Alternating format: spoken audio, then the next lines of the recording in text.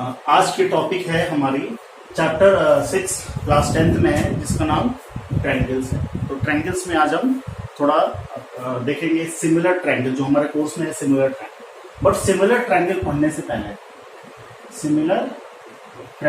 से पहले जरा क्लास 9th में आपने पढ़ा है कॉन्ग्रुएंसी।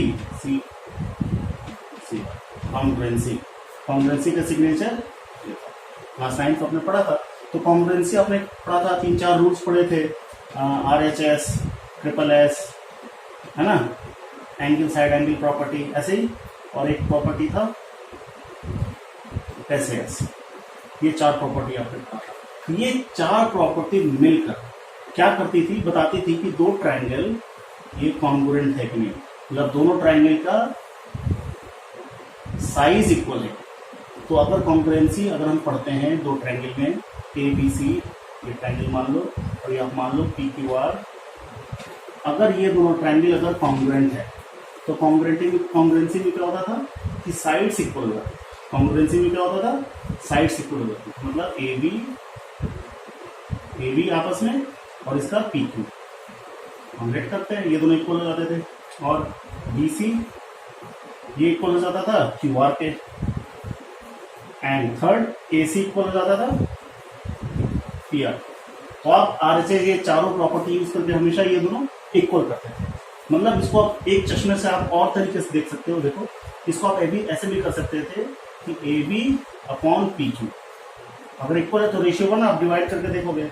ऐसे ही BC अपॉन QR, ये भी इक्वल 1 है, और AC अपॉन PR ये भी इक्वल है। इसका मतलब तीनों को एक साथ आप बोल सकते हो कि AB upon PQ is equal to BC upon QR is equal to AC upon PR। ये तीनों देखो, तीनों का रेशियो बना रहा है, इसका मतलब तीनों इक्वल है। तो जब भी कॉन्ग्रुएंसी आप पढ़ते थे, चूंकि दोनों साइड्स आपको इक्वल दिखाना है, इसलिए रेशियो इसका 1 के बराबर होता है।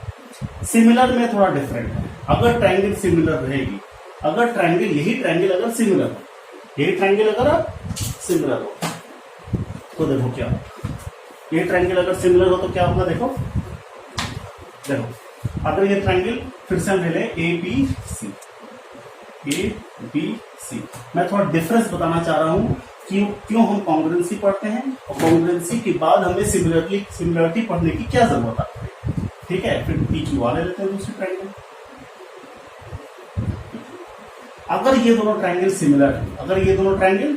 सिमिलर है, तो सिमिलर का सिग्नेचर, कॉन्ग्रुएंसी का सिग्नेचर ये है, सिमिलर का सिग्नेचर ये। ठीक है, तो अगर हम लिखते हैं कि ट्रायंगल ABC और ट्रायंगल PQR, अगर ये सिमिलर है तो क्या होने वाला है, इसमें सिमिलर होने पे क्या होता है, ये रेशियो 1 के बराबर नहीं होता। अगर रेशियो 1 के बराबर है तो कॉन्ग्रुएंट, अगर रेशियो 1 से अधिक है या कम है, जो भी है 1 के अलावा, अगर मान लो 1/2 आ जाए, 3/4 आ जाए, 7/1 आ जाए, 1/√2 आ जाए, कुछ भी आ जाए, तो ट्रायंगल क्या हो जाएगी, कॉन्ग्रुएंसी से सिमिलरिटी हो जाती है। देखो थोड़ा बहुत मैं इसका बेसिक आइडिया देने की कोशिश कर रहा हूँ। देखो यहाँ क्या होगा, इस केस में अगर दोनों ये इक्वल, इसका रेशियो इक्वल होता है, मतलब AB अपॉन PQ, इसका रेशियो वही होगा जो BC upon QR, BC upon QR, और AC अपॉन PR, इन तीनों का रेशियो इक्वल होगा। अब इक्वल किसके होगा, 1 के बराबर नहीं होगा, कुछ भी हो सकता है, 1/2 हो सकता है, अभी हमने बताया 3/4 हो सकता है, कुछ भी हो सकता है। ठीक है, मतलब मकसद में आपको थोड़ा डिफरेंस पता चल रहा है। अगर रेशियो 1 है तो कॉन्ग्रुएंसी, अगर रेशियो 1 नहीं है, नॉट इक्वल टू 1, तो हम पढ़ते हैं सिमिलर। ठीक है, अब देखो एक चीज मैं और इसमें बताना चाहता हूं। देखो थोड़ा इसका बेसिक आइडिया मैं दे दूं। देखो, अगर इन दोनों का रेशियो इक्वल है तो कहने का मतलब, अगर मान लो ये साइड अगर मान लो 5 है, ठीक है, और ये साइड अब मान लो हम 15 है, ठीक है, अगर ये ट्रायंगल मेरे को पता है सिमिलर है तो क्या होने वाला है। अब आप देखो, और ये 6 है और ये मान लो 7, मान लो 5, 6, 7 है, ठीक है, कोई दिक्कत नहीं है। अगर ये 5, 6, 7 है तो आप देखो, अब देखो ये दोनों ट्रायंगल सिमिलर है, तो इस और इस साइड का रेशियो वही है जो इस और इस साइड का रेशियो। आप ये देखो 5 में क्या मल्टीप्लाई करो कि 15 आ जाए, तो 5 में 3 का मल्टीप्लाई हो रहा है, मतलब इसमें 3 का मल्टीप्लाई हो रहा है। ठीक है, तो 6 में भी वही 3 का मल्टीप्लाई और 7 में वही 3 का मल्टीप्लाई। मतलब अगर ये 15 हुआ तो 6 इंटू 3 हो जाएगा, ये 18 हो जाएगा इस साइड के लिए, तो ये 7 इंटू 3 21 हो जाएगा। ठीक है, तो सिमिलरली पता चला ये दोनों ट्राइंगल सिमिलर है। ठीक है, थोड़ा इसका मैं एग्जाम्पल दे दूं कि जितने भी आप इक्विलैटरल ट्रायंगल हो, ऑल इक्विलैटरल ट्रायंगल और इक्विलैटरल ट्रायंगल, कोई भी दो इक्विलैटरल ट्रायंगल हो वो ऑलवेज क्या है, सिमिलर है, आर सिमिलर। देखो आप कोई भी इक्विलैटरल ट्रायंगल बना लो, मान लो 2 2 2 का है, ये मान लो 10 10 10 का है। देखो इसमें 2 का मल्टीप्लाई किया, इसमें भी 2 का, इसमें 5 का मल्टीप्लाई हो रहा है, इसमें भी 5 का, इसमें भी 5 का। और इक्विलैटरल ट्रायंगल क्या होते हैं, सिमिलर होते हैं। ठीक है, एक तो चीज और देखो, जितने भी आपने ट्रायंगल्स सर्किल्स देखे हैं, सारे सर्किल्स भी सिमिलर होते हैं, all circles are similar.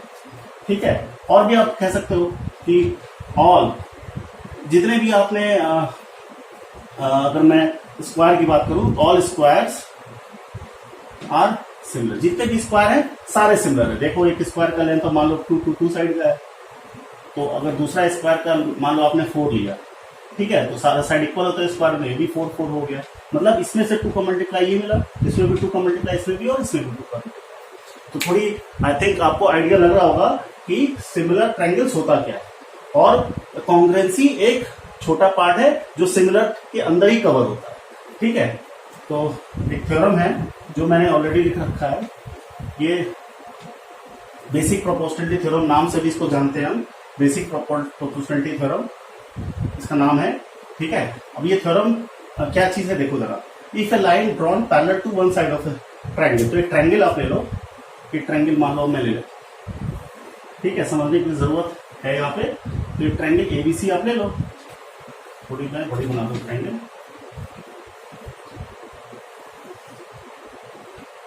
Triangle ये किसी भी ट्रायंगल के लिए ट्रू होगा, ये एबीसी एक ट्रायंगल हम ले लेते। ठीक है, तो लिख रखा है a line drawn parallel to one side of a triangle, तो एक इसके साइड, इसके पैरेलल एक साइड यहाँ बना दो, या इसके पैरेलल साइड आप यहाँ बना दो, या इसके पैरेलल साइड आप यहाँ बना दो, ऐसे बना दो, ये दोनों पैरेलल।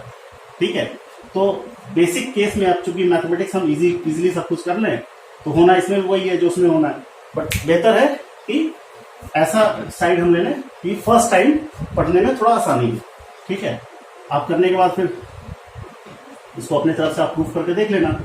ठीक है, तो देखो अगर मैं इस साइड के पैरेलल एक लाइन खींचूं, मान लो पी और क्यू, ठीक है, और ये दोनों अगर पैरेलल हैं, अगर ये दोनों पैरेलल हैं, तो देखते हैं a line drawn parallel to one side of a triangle, इसके एक साइड ही इसके parallel to intersect other two sides, तो अदर टू साइड्स मतलब ए बी और ए सी, इसको इंटरसेक्ट कर रहा है डिस्टिंक्ट पॉइंट। देखो डिस्टिंक्ट पॉइंट है P and Q, the other two sides are divided in, अगर ऐसा होता है, इफ देखो क्या क्वेश्चन है, प्रूफ करना है, अगर आपने पी क्यू और बी सी अगर पैरेलल खींचा तो होगा क्या, इससे क्या होगा कि एपी इज टू पीबी का जो रेशियो है, ये जो दोनों जिस रेशियो में डिवाइड होते हैं उसी रेशियो में ये भी डिवाइड होगा, उसी रेशियो में ये भी डिवाइड होगा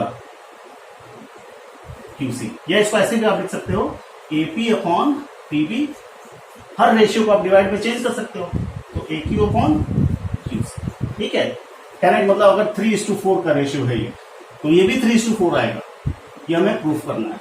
ठीक है, जैसे अब आपको थोड़ा आइडिया लग रहा होगा इसमें करना क्या है, इसके प्रूफ में हम चलते हैं। ये बेसिक प्रूफ है सिमिलर ट्रायंगल का, और इसी प्रूफ के कॉर्नरी सब थ्योरम्स हैं जितने भी हम इसमें पढ़ेंगे। ठीक है, तो मैं स्टार्ट कर रहे हैं, फिर आप देखो इसमें क्या प्रूफ करना है। देखो इसका प्रूफ मैं स्टार्ट कर रहा हूँ, इसका प्रूफ मैं स्टार्ट कर रहा हूँ। देखो इसमें आप गिवन तो है ही, आप लिख लेना क्या गिवन है, बुक में आप देख लो। इसमें चूंकि जगह कम है, मेरे को सारा एडजस्ट करना है, इसलिए मैं इसमें प्रूफ स्टार्ट कर रहा हूँ सीधा। तो सबसे पहले मैं देख रहा हूँ तो इसमें प्रूफ करना क्या है, टू प्रूफ, इसमें क्या प्रूफ करना है, गिवन में थ्योरम है, तो इसमें प्रूफ में स्टार्ट करना है कि if P Q is parallel to B C, then तो हमको प्रूफ करना है कि A P upon P B इसका जो रेशियो है, और A Q upon Q C इन दोनों का रेशियो इक्वल होगा। बहुत ज्यादा इंपॉर्टेंट है, हर हर साल या अल्टरनेट ईयर में ये बोर्ड के एग्जामिनेशन पूछे जाते हैं। ठीक है, तो जरा देखो, मेरे को ये प्रूफ करना है कि इन दोनों का रेशियो, मतलब इन दोनों साइड का रेशियो और इन दोनों साइड का रेशियो इक्वल हो। तो इसको प्रूफ करने के लिए देखो कैसे हो, इसका प्रूफ मैं स्टार्ट करता हूं। सबसे पहले आपको देखो साइड एपी है और साइड बीपीबी है, इसमें साइड एपी और इसमें साइड पीबी। ठीक है, तो हम क्या करते हैं, इन दोनों इस ट्रायंगल का जरा एरिया निकाल के आप देखो। ठीक है, तो इस तरह से एरिया निकालेंगे कि साइड पीबी हम इस एबी इसका कंस्ट्रक्ट करें। तो देखो एरिया ऑफ ट्रायंगल, देखो area of triangle A P Q क्या होगा, हाफ इंटू बेस। बेस हम देखो हमको एपी चाहिए तो बेस हम एपी लें, बेस एपी इंटू हाइट। अब हाइट हम क्या लें, हाइट हम ऐसे भी ले सकते हैं, ऐसे भी ले सकते हैं, बट जो बेस है ना उसी फॉर्म में हम उसी पे हाइट ले लेते हैं परपेंडिकुलर। ये क्यों ऐसा लेंगे आपको थोड़ा प्रूफ में समझ में आएगा, क्योंकि मैथ में आपको पता ही है एडजस्टमेंट हम करते रहते हैं। मान लो ये एम है, या एम ले लो, एम ले लो, एम, तो क्या हो जाएगा इसका एरिया, बेस और ये हाइट। ठीक है, अब मेरे को यहां से एपी तो मिल गया, देखो ये एपी चाहिए था, एपी मिल गया। अब मेरे को पीबी चाहिए, तो फिर से ट्रायंगल के एरिया लेंगे, इस तरह से लेंगे ट्रायंगल कि पीबी उसका बेस हो। तो इस बार क्या करते हैं हम, ये इसको ऐसे ज्वाइन करते हैं, या इसको ज्वाइन। ठीक है, तो ज्वाइन करने पे अब हमारा ट्रायंगल हो गया।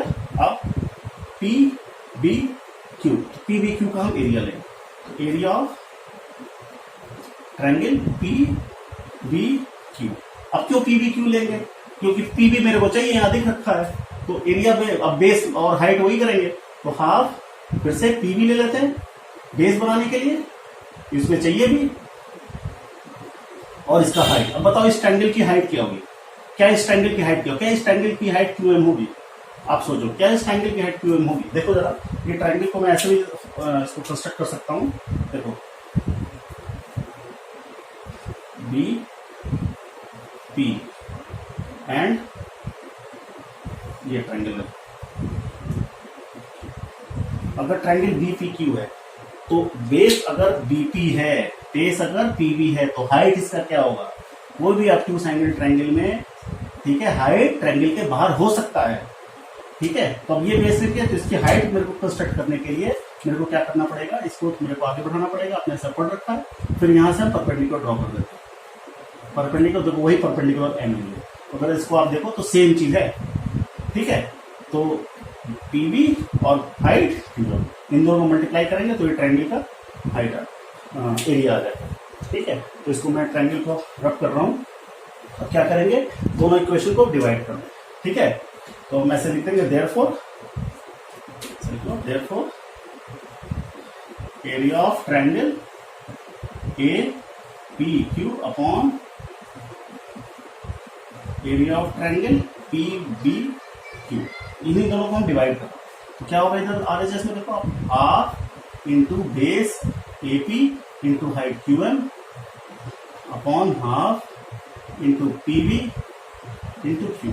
देखो मेरे को चाहिए था एपी अपॉन पीबी, तो मैं डिवाइड करूंगा तभी तो एपी अपॉन पीबी आएगा, इसमें याद रखने की जरूरत नहीं है।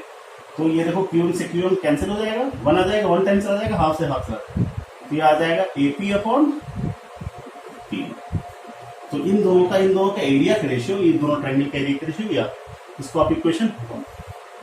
ठीक है, अब जरा देखो एक पार्ट तो हमारा हो गया, अब दूसरा पार्ट हम ए क्यू अपॉन क्यूसी चाहिए। ठीक है, तो ए क्यू अपॉन क्यूसी के लिए आप जरा देखो, फिर से मेरे को ट्रायंगल ये चाहिए, ए क्यू ये है, फिर से इसी ट्रायंगल में लेंगे, फिर इस ट्रायंगल का हम एरिया निकालते, देखो कैसे। फिर से देखो एरिया ऑफ ट्रायंगल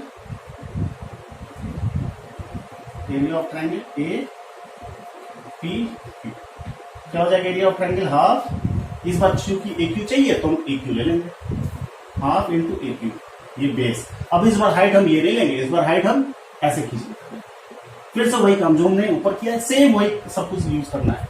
तो इस बार हाइट क्यू एन होगा। ठीक है, तो इसको आप चाहो तो थोड़ी देर के लिए मिटा दो, वापस हम इसको ड्रॉप करेंगे।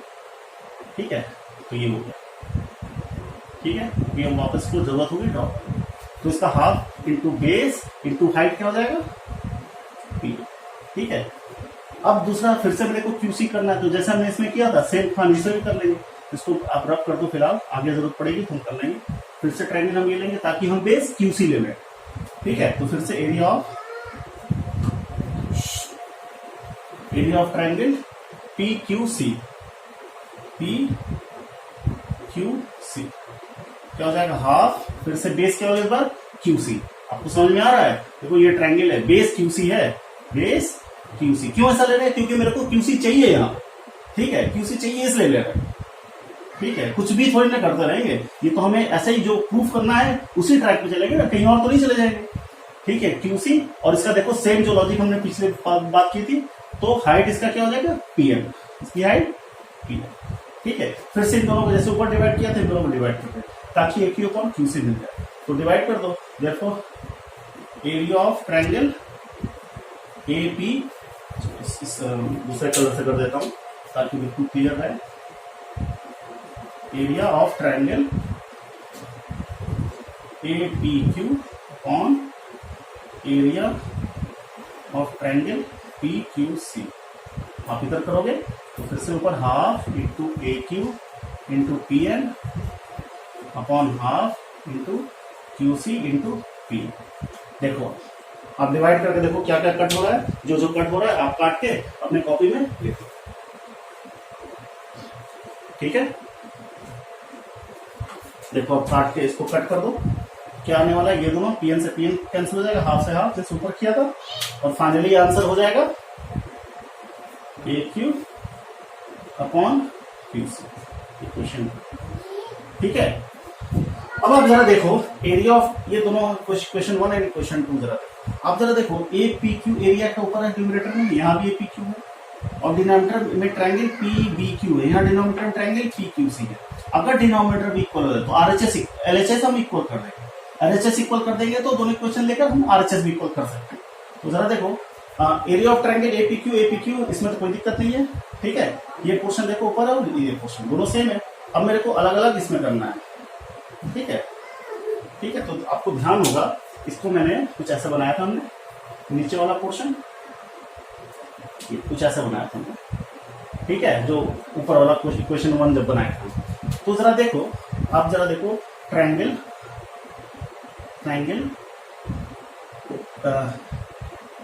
ए पी क्यू एंड ट्राइंगल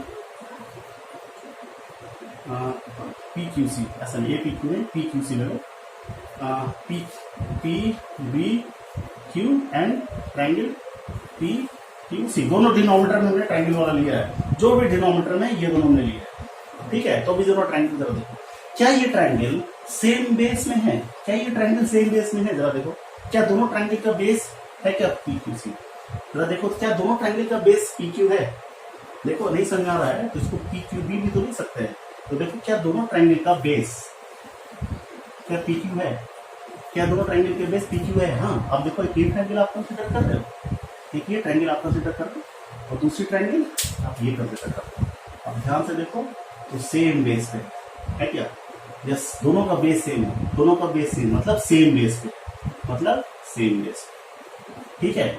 और क्या सेम पैरेलल्स के बीच में है, वो भी है। आप देखो दोनों ट्राइंगल पी क्यू और बीसी के बीच में, मतलब बिटवीन सेम पैरेलल, तो दोनों साइड पैरेलल, हम स्टार्टिंग में ही लिया है, इसमें स्टार्टिंग में ही लिया हमने, क्योंकि क्वेश्चन में कह रखा है बिटवीन सेम पैरेलल्स, ठीक है। और आपको पता है अगर सेम बेस और सेम पैरेलल्स के बीच में अगर कोई ट्राइंगल बनता है तो इसका एरिया इक्वल होता है। देयरफॉर